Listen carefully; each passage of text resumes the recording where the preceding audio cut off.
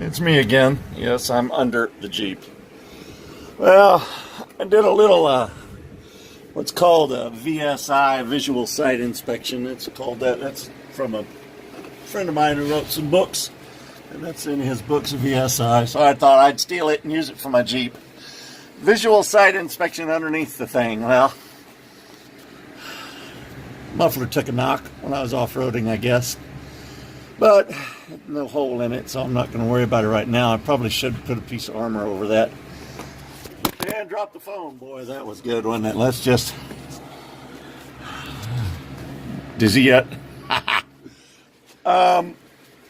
So the seal here is leaking and running down there and dripping down there. So that's got to be done, and I don't know how to do it, so I'm not going to.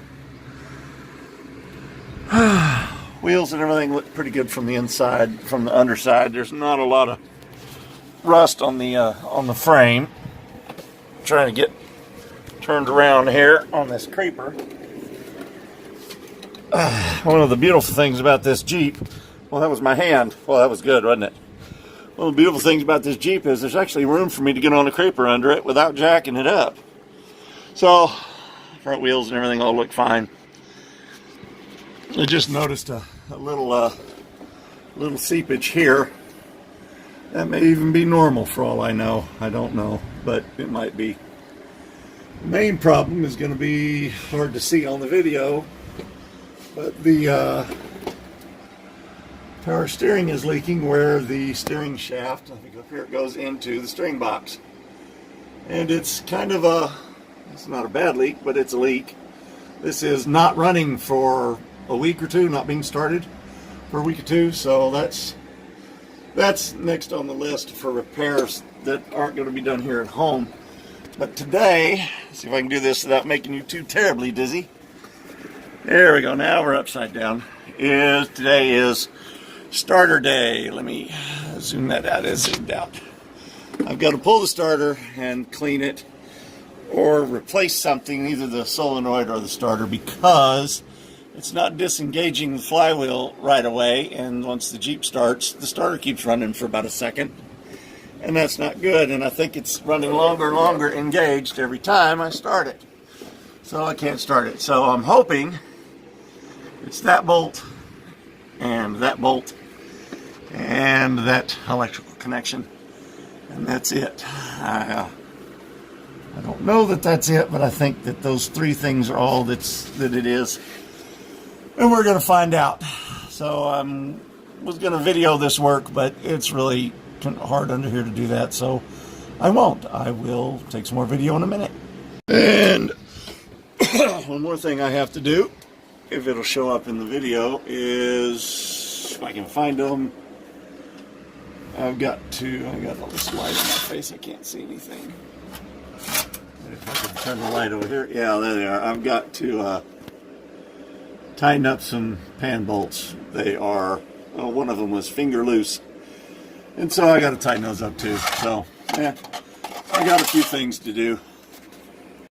Well, that was excuse me, that was quick and painless. Actually, it was about 5 whole minutes maybe to get this thing off, and that was just because I had to hunt for tools. So I'm going to scrape off the outside, scrape it clean. Then I called someone I know who has forgotten more about cars this week than most of you will ever know, unless you actually own and work in a shop and have done so for 40 or 50 years. You don't know more than this person I called. And this person is not me, trust me. I wasn't sure I was going to be able to get the starter off, so I am not the expert. But, and he said that the first thing to try, since this is the Bendix, this gear is sticking out when I start the Jeep. It's not retracting. And this is all after I went playing in the mud. So he said the first thing to do is, quite literally, just wash it out. So I'm going to. And then let it dry, and then WD-40 it and put it back on and see what happens. He said that might not work. I might end up having to replace it. And I'm not going to try to rebuild it, because if I try to rebuild it, guess what I'll end up doing anyway? Yes, I'll end up replacing it, because I don't know what I'm doing. So we're going to clean this, and I may even crank out some soap, but I doubt it. He didn't say anything about soap, so I'm going to spray it down since hopefully it's just mud on the inside.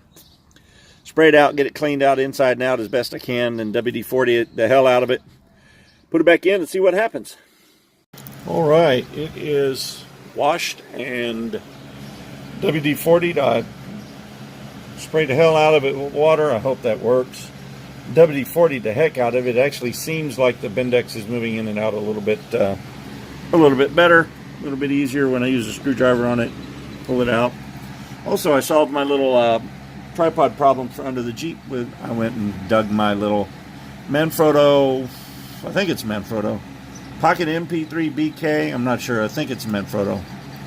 Got it on Amazon, not very expensive. This top part did not come on it.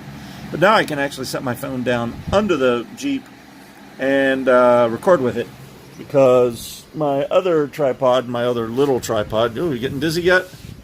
That one right there is too big to go under the Jeep, even though it's not very big at all.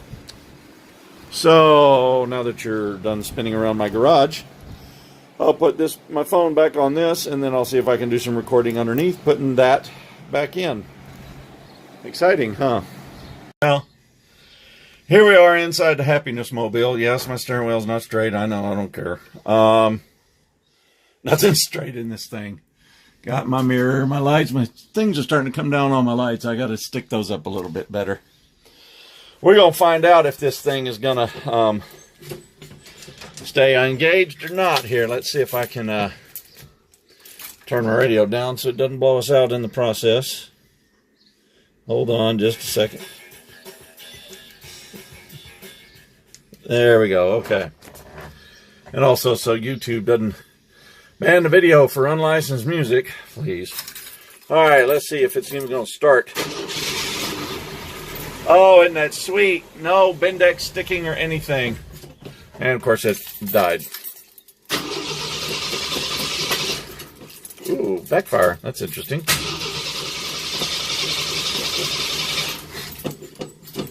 Come on, baby. There we go. And no starter lag. Is that a proper term? Starter lag? I don't know. You dizzy yet? Well, I need to learn how to make videos on my phone, don't I? Oh, awesome. I can drive my Jeep again. That makes me very happy. Just in time. Oh, there's my hand again.